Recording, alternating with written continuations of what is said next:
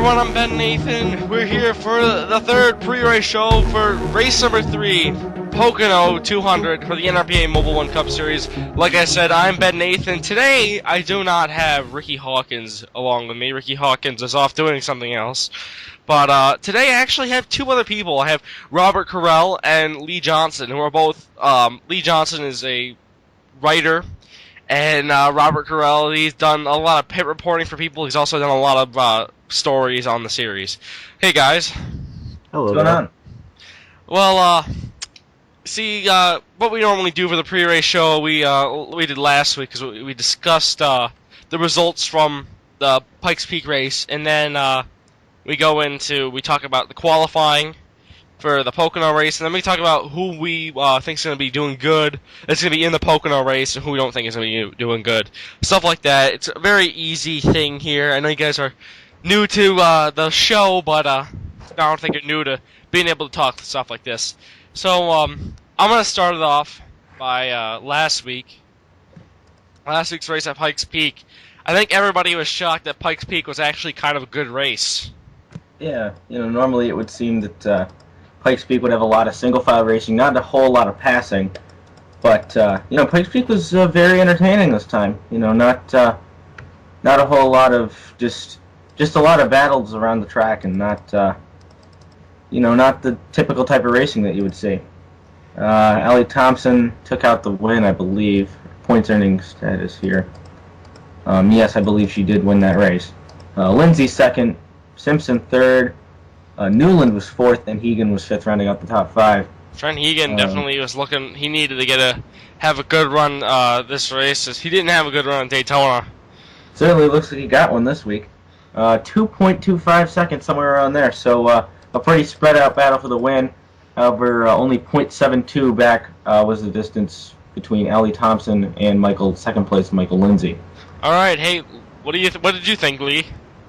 I thought it was a rather good race, and we did have some moving chicane during the race that did cause a little bit of some trouble, and we notably had that very bad accident. I believe it was on lap 1 or 2. Yeah. Did we ever get on the guy's condition? The condition on Tyrone Kessler was released. I believe he got what was it? It was something about a broken rib, I believe? Yeah, a few broken ribs. I have actually the thing right here. Hold on a second. Now he had a few broken ribs. He had a small concussion, which definitely that is not a concussion of any sort isn't good. And let's see. Yeah, his left arm is broken now. Luckily he's a righty, so doesn't have to worry too much about the left. And for some races, I don't know how strong you are, but it's not a good idea, but you could race with one hand on the wheel. Still not a good idea, but the thing would be, though, like, with your concussion, it can cause you can have types of vision issues. Yep. Certain, like, having issues with just simple tasks. I wouldn't recommend racing, with any sort of concussion until you're cleared. Well, Jeremy Kessler, who made a one-off start at Pikes Peak, actually did very well. He won the qualifying race for Pikes Peak, and he ended up third. And I heard that he's going to be driving. Replacing. Yeah, yes. He's going to be driving number 55. His brother. I think it's only right that his brother's going to be driving the car. So, great move by Eric to put him in the cars. Jeremy's did a fantastic job at Pikes Peak. Jeremy did not qualify for Pocono, but I wouldn't count him out for qualifying at Oklahoma. But still, they're saying that he will be in the 55 for Pocono, Oklahoma, and Walton, but he might also be in the car for Pennsylvania. But right now, they're saying Pennsylvania is race 6, but right now it's not approved yet. Pennsylvania has had a few issues that track. Oklahoma is the next race, correct? Yes, Oklahoma is the next race. So that is the home race for, I believe, Random Classic Motorsports, and it's actually placed in Enterprises. Excuse that. My bad. Get the names mixed up. But anyway, so Thompson drives for that team, correct? Yeah, Allie Thompson. So that should be a pretty big boost for them. Tanner Clayson finished, I believe, as I scroll down here, 15th. I said in the beginning, the first pre-race show, that I didn't think Clayson Enterprise would be that good. I think Allie Thompson's win right there just proved me wrong. Allie she's amazing right now. Just another few notables that I saw up in the top 10. Dan Fortner, he's not here this week. Something happened with the team. Number 86 of Avon Lance will be getting the owner points of the '08. They bought them, and he's racing, which is definitely a big boost for that full throttle team. Emily Evans, she did not make the race for Pocono, but she did a nice 7th place finish. Let's see, Darlene Holloway. Darlene Holloway's needed a few good runs. I think 8th place is a good run. And Doris Maurer, 9th place. I don't even know who she is, and she's doing a fantastic job. Exactly, came into the series this year. I believe, yes, she's running with Felix Nagel, I believe. Yes. Either they're splitting rides or having separate rides. I know Lee knows a little bit more about these guys, so what do you think? I believe so. Are you surprised that she's doing that good, or what? I am rather surprised that she is doing this well because she said it herself in Daytona because she did get caught up in a wreck, but she did still finish in the top 20, I believe. She said she's surprised on how well she's been doing because she's never driven a race car before this season. It's an unbelievable story about her and the whole team, really, in general. Yes, it's a very unusual story. Felix and Doris were, in fact, apparently lovers for many, many years. They broke up. They have 2 kids who are running their part-time car who are not doing, well, the part-time car any justice. Eric Webber, just like other notables. Eric Webber, 37th. He does not have any luck. He needs to have some sort of luck at Pocono if he wants to, be in the top 30 in points. Because right now he's 45th in owner points at 15 car. Oh boy, That's former champion, correct? Former champion, really. He's gonna do something. That former champion provisional is gonna help him. So, unless Newland ends up taking it. That's Newland's gonna be locked in. She's doing fantastic. Okay. So enough with the Pikes Peak race. Let's get to the qualifying. Who made the race who made the race and who surprises that haven't made the race, didn't make the race for Pocono. How about Cody Erdman? Oh my God! Second place. Good job. And then those top 2 cars. Luke Spidell did terrible last year. It is doing unbelievable this year. Really all over the place last year. And now here he is, just turning it down in the qualifiers. He's been very good in every qualifying race, and finally, he just didn't have the luck to be in the top 8. Luckily, he's in the top 11 now. I mean, unless Erdman, Bell, Torres the 4th, Molina, Toledo, Raycroft, and Thompson, I believe. I gotta say, Ryan Raycroft, Allie Thompson, those guys. No, is Thompson in? You said top 8, and then Newland. Top 8, she's 8th, yeah. Those 2 drivers, Ryan Raycroft and Allie Thompson, they've made every single race on, not with a provisional, and Thompson proved it last week with her win that she's a good driver. And Ryan Raycroft, he almost won the championship, so I'm not surprised that he's running that well. He almost won the championship 2010. Started on the pole in this qualifying race as well. He's doing and Carl Toledo just continues to surprise me, that 6th place finish. I have something to say here. Okay. Holy Toledo! Well, pretty much the main storyline, if you were to end up summarizing Toledo's season in just a phrase, that would most certainly be the phrase to use. If he gets a good finish at Pocono, he will most likely have that 24 car locked in for next week. Like I said, Eric Webber might be doing point spying. A few teams might be doing point spying after the 3rd race to get themselves locked in, and I'm sure Scott Motorsports and Carl Toledo would be no stranger to doing points buying here. And with the whole situation, having their points being bought. The whole situation with the 08, does that perhaps mean the collapse for the entire Fortner organization, the 08, the 68, and perhaps most likely this is the last race for the Fortner Motorsports team. That team. Billy Fortner has left the team. There's a big collapse here. Don't know what happened. He just left, and we have some rumors about that team being bought out. The 08, the points go to the 86, but the team is right now for sale, and there is a few buyers right now, but don't know if we'll have the drivers back or not. I don't think Dan Fortner's coming back, or James Fortner. The one thing that I want to watch out for in this race, though, is possible attrition. Because as I'm looking at the results here, there were two cars that were pretty bad off the pace. 32nd and 33rd were 6 seconds behind, and 33rd was 17 seconds behind, while the rest of the field before that is 4 seconds or less than 5 seconds behind. Modiano wasn't that far off think the pace. because I was there for the qualifying race. So what happened was there was something that went on with the 30 car. I don't know if it was involved. I think there was a caution, but either way, I remember there was something going on with the 30 car. I had my scanner. I changed their channel, and there was a lot of frustration between the driver and the crew chief. Well, the brother and sister are running the team for. Yeah, there was a few cautions. I do think the 30 car was involved in one of the cautions. It's just gotta be frustrating for the people who do finish down there, but also it must be really frustrating for especially like a 30 team. I'm looking like at Scott Morales, who made the race last week, from 15th to 31st. That's not fun. That's dropping back. That's not fun at all. Yvonne Lance finished 23rd. I mean, he moved up a few positions. He's locked in, luckily, because of the whole 08 organization thing.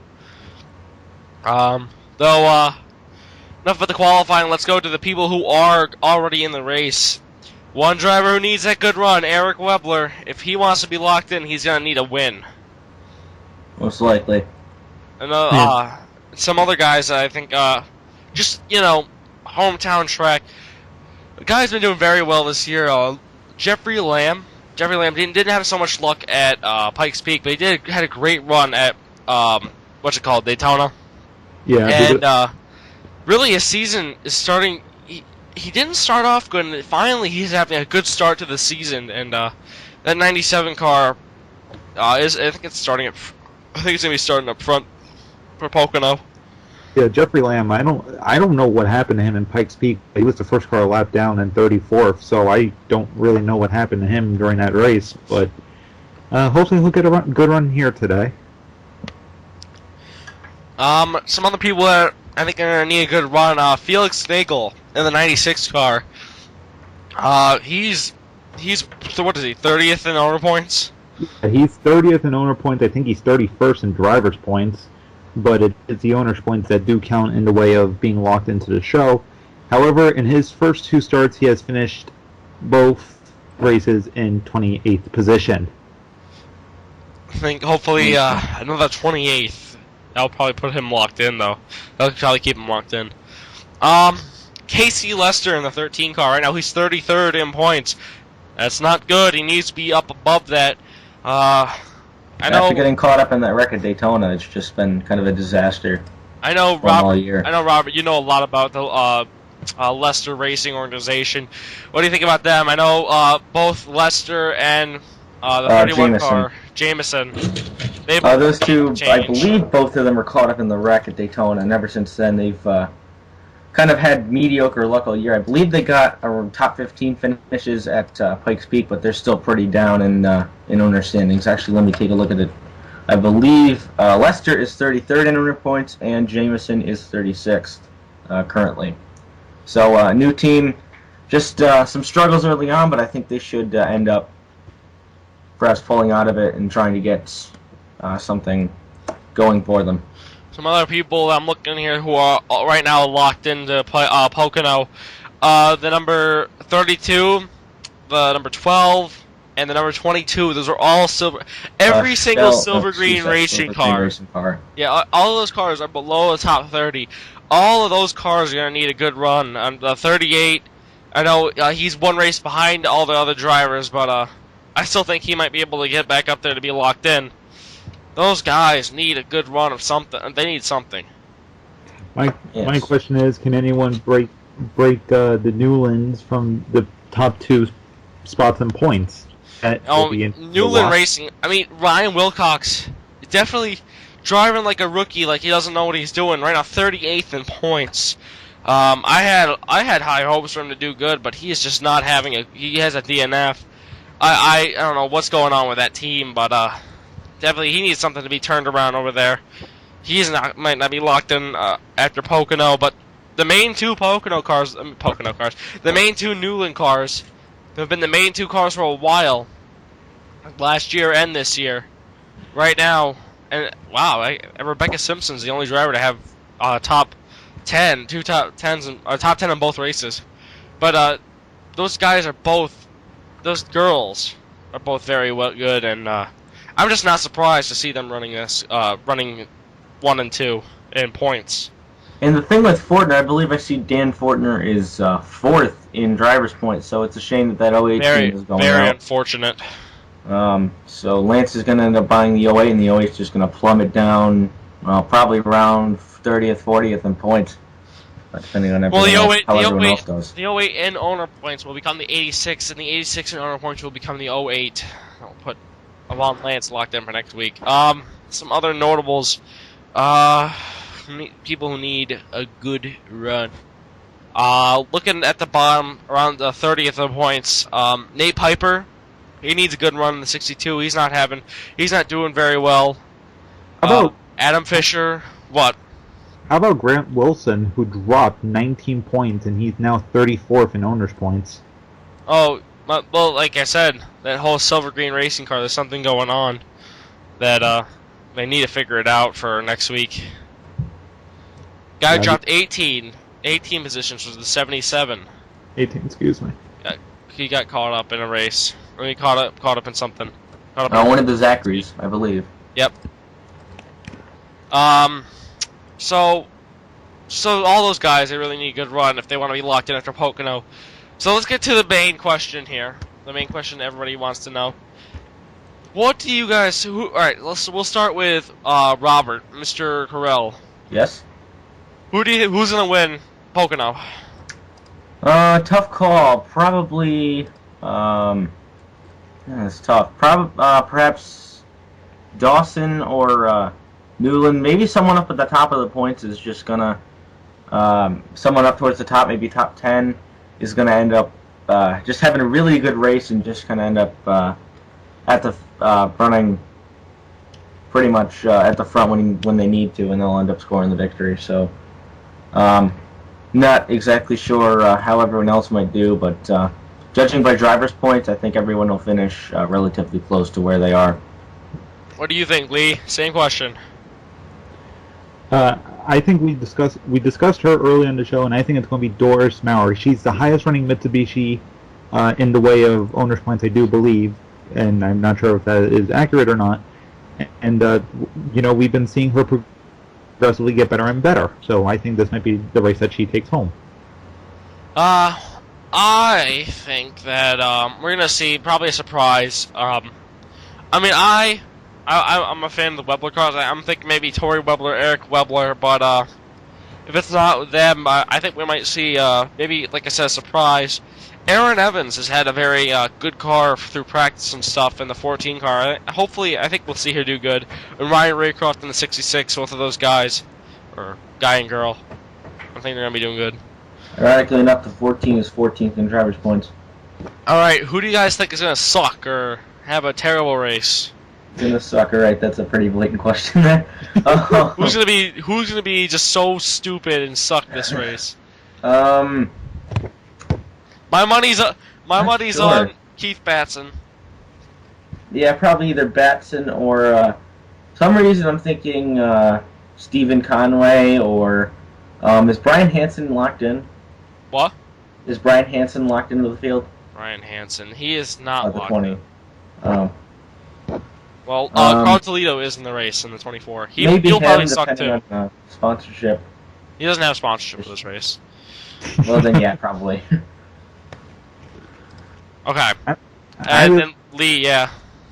I just really don't know what to think on who's going to suck or who's going to wreck or who's going to do anything, because this track is just so, well, they call it the tricky triangle for a reason, don't they? Unpredictable. Exactly. Wow, I'm just looking at some points, and I'm looking at the owner points right now, and I see the laps that some of the drivers have run, and I look at like my car, or not my car, my favorite driver's car, Eric Webler, and then his teammate Tyrone Kessler, who did get injured. He's only completed 7 laps. Oh boy. Wow. And then he got injured, so it's just really not doing too well with that 55 team. Wow. 7 laps.